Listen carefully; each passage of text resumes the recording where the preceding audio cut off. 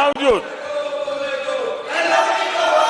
संघर्ष की वैश्विक परिस्थितियों के बावजूद भी, तनाव के वातावरण के बावजूद भी हम हमारे देश की अर्थव्यवस्था को 10 नंबर से आज विश्व में 5 नंबर पर पहुंचाने में सफल हुए हैं।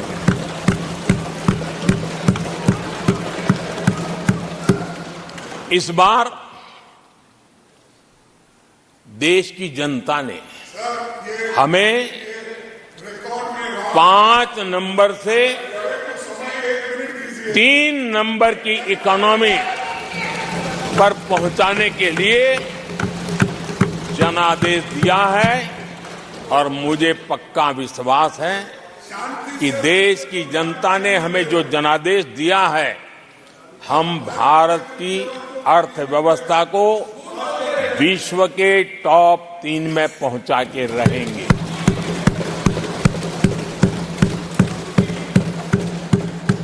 मैं जानता हूं आदरणीय सभापति जी, यहां कुछ ऐसे विद्वान हैं जो ये मानते हैं कि इसमें क्या है, ये तो होने ही वाला है, ये तो अपने आप तीसरे नंबर पे पहुंचने वाली है, ये तो अपने आप हो ही जाएगा, ऐसे विद्वान हैं। अब ये लोग ऐसे हैं जिन्होंने ऑटो पायलट मोड पे सरकार चलाने का या तो रिमोट पायलट पर सरकार चलाने का उनको आदी है, इसलिए वो कुछ करना धरने में विश्वास नहीं करते हैं। वो कुछ करने धरने में विश्वास नहीं करते, वो इंतजार करना जानते हैं। लेकिन हम परिश्रम में कोई कमी नहीं रखेंगे।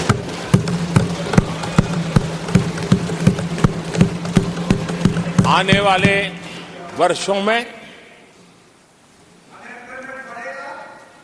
पिछले 10 वर्षों में हमने जो किया है उसको गति भी बढ़ाएंगे, उसका विस्तार भी बढ़ाएंगे और गहराई भी होगी, ऊंचाई भी होगी और हम इस संकल्प को पूरा करेंगे। आदरणीय सभापति जी, चुनाव के दरमियान मैं देशवासियों को कहता था कि जो 10 साल हमने काम किया है, हमारे जो सपने और संकल्प है उसके हिसाब से तो ये एपेटाइजर है, मेन कोर्स तो अभी शुरू हुआ है।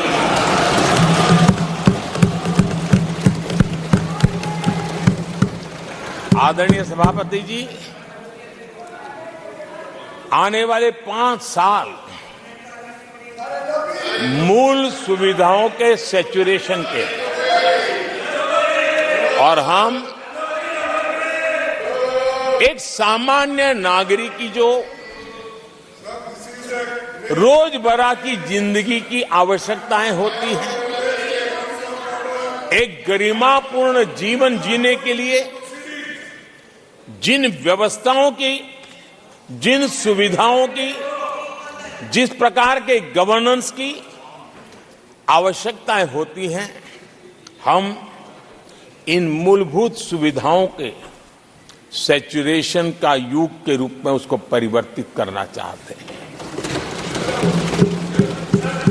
आदरणीय सभापति जी, आने वाले 5 वर्ष गरीबों के खिलाफ निर्णायक लड़ाई के हैं। आने वाले 5 वर्ष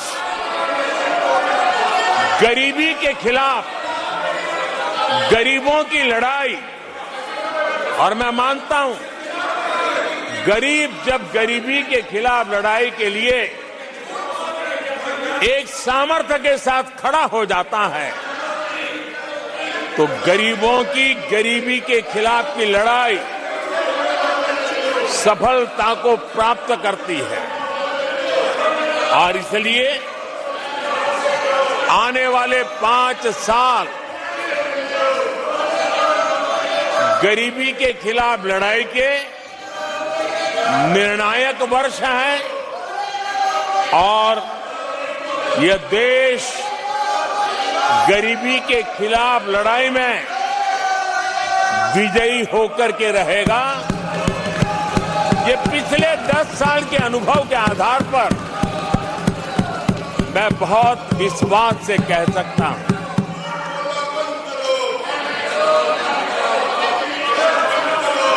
आदरणीय सभापति जी, जब देश दुनिया की तीसरी बड़ी इकोनॉमी बनेगा तो इसका लाभ, इसका प्रभाव जीवन के हर क्षेत्र पर पड़ने वाला है। विकास के विस्तार के अनेक अवसर उपलब्ध होने वाले हैं और इसलिए जब हम दुनिया की तीसरे नंबर की इकोनॉमी बनेंगे तब भारत के हर स्तर पर सकारात्मक प्रभाव तो होगा, लेकिन वैश्विक परिवेश में अभूतपूर्व प्रभाव पैदा होने वाला है।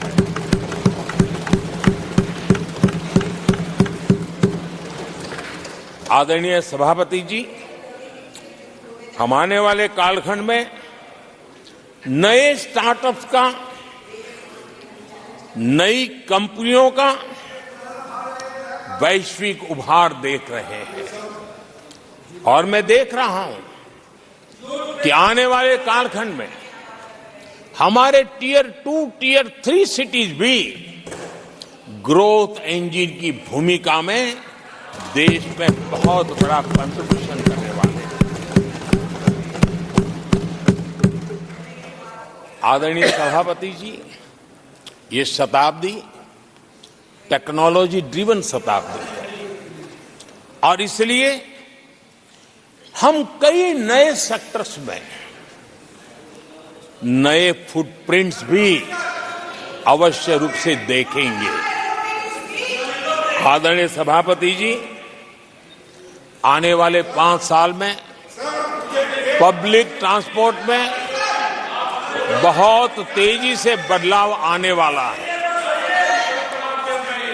और इसका लाभ भारत के कोटि कोटि जनों को जल्द से जल्द मिले, उस दिशा में हम गंभीरता से आगे बढ़ना चाहते हैं।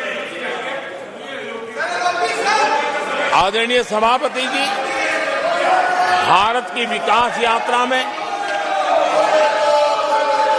हमारे छोटे शहर, चाहे खेल जगत हो, चाहे शिक्षा जगत हो, चाहे इनोवेशन हो, चाहे पेटेंट की रजिस्ट्री हो, मैं साफ देख रहा हूं कि हमारे छोटे छोटे शहर, हजारों की तादाद में ऐसे शहर भारत में एक विकास का नया इतिहास गढ़ने वाले हैं।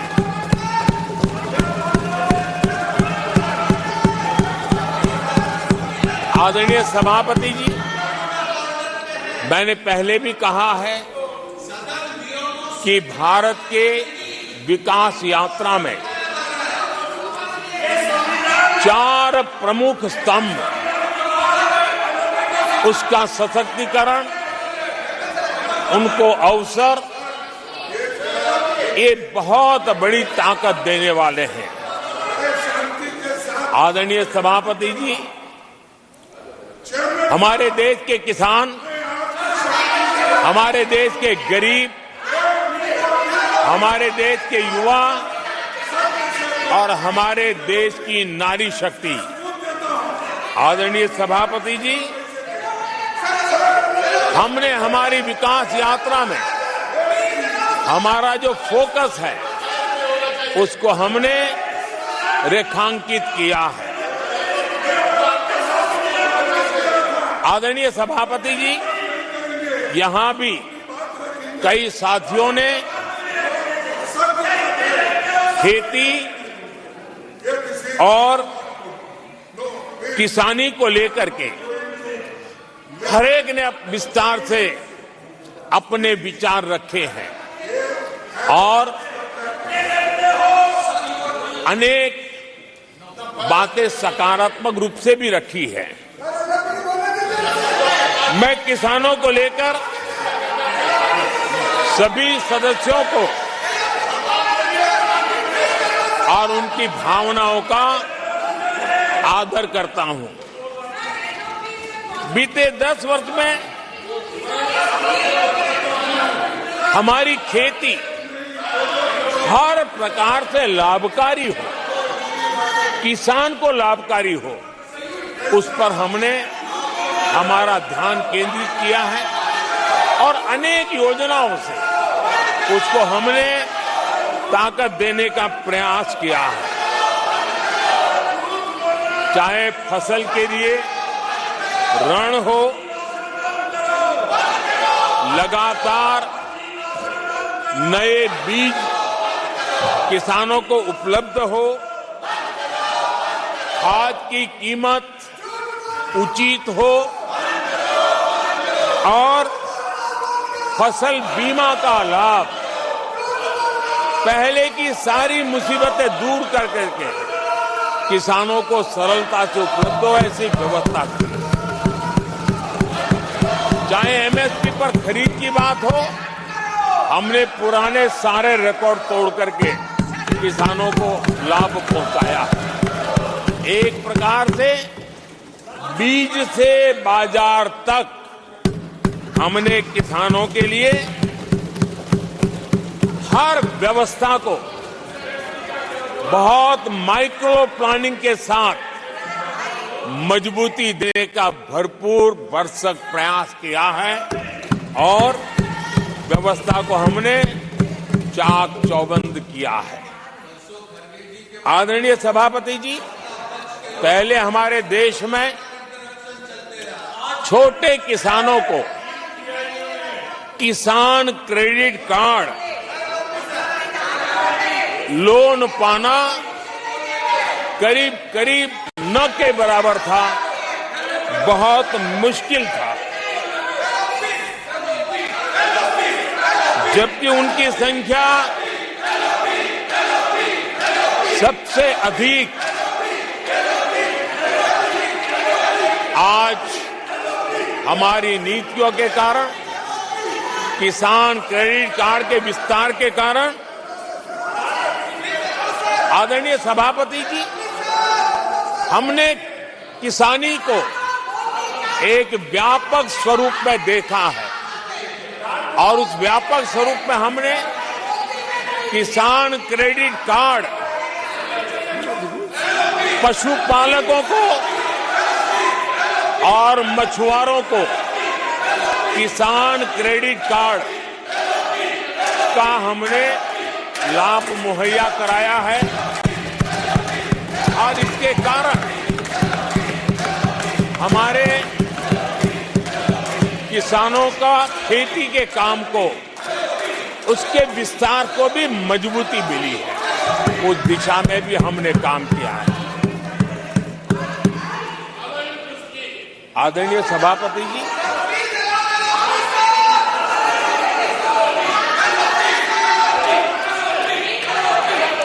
कांग्रेस के कार्यकाल में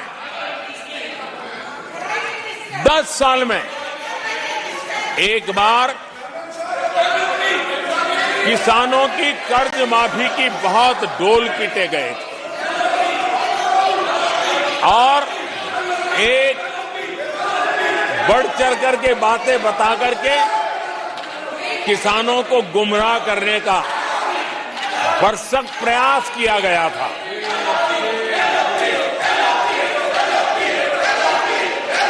और 60,000 करोड़ की कर्ज माफी, उसका इतना हल्ला मचाया था और एक अनुमान था कि उसके लाभार्थी करीब देश के 3 करोड़ किसान थे। सामान्य गरीब छोटे किसान का तो उसमें नामो निशान नहीं था। जिसको सबसे जरूरत थी इसकी उनकी योजना में कोई परवाह नहीं थी और उन तक कोई लाभ पहुंच भी नहीं पाया था। लेकिन आदरणीय सभापति जी, जब किसान कल्याण हमारी सरकार के हृदय में केंद्र में हो तो नीतियां कैसी बनती हैं, कल्याण कैसे होता है, लाभ कैसे पहुंचता है, उसका मैं इस सदन को उदाहरण देना चाहता हूं। आदरणीय सभापति जी, हमने प्रधानमंत्री किसान सम्मान योजना चलाई और पीएम किसान। मुझे नियमों के हिसाब से चलना होगा। आपको नियमों की जानकारी है और ये आचरण सही नहीं है। मैं इसकी असंसदीय आचरण की भर्त्सना करता हूं और मैं आप अपने स्थान पर बैठ जाएं। मैं सदस्यों से अनुरोध करता हूं कि अपने स्थान पर बैठ जाएं। ये आचरण सही नहीं है।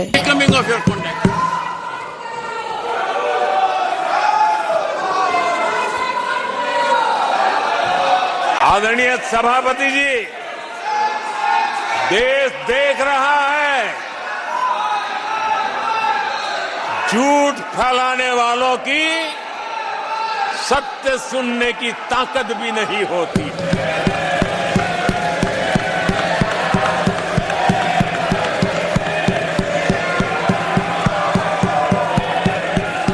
जिनका सत्य से मुकाबला करना,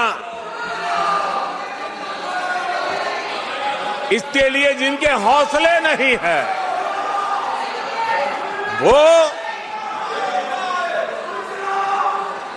बैठ करके इतनी चर्चा के बाद उन्होंने उठाए हुए सवालों के जवाब भी सुनने की हिम्मत नहीं है। इन्होंने ये अपर हाउस को अपमानित कर रहे हैं। इस अपर हाउस की महान परंपरा को अपमानित कर रहे हैं। आदरणीय सभापति जी, देश की जनता ने हर प्रकार से उनको इतना पराजित कर दिया है कि अब उनके पास गली मोहल्ले में चीखने के सिवाय कुछ बचा नहीं। नारेबाजी, हो हल्ला और मैदान छोड़ के भाग जाना, यही उनके नसीब में लिखा हुआ। माननीय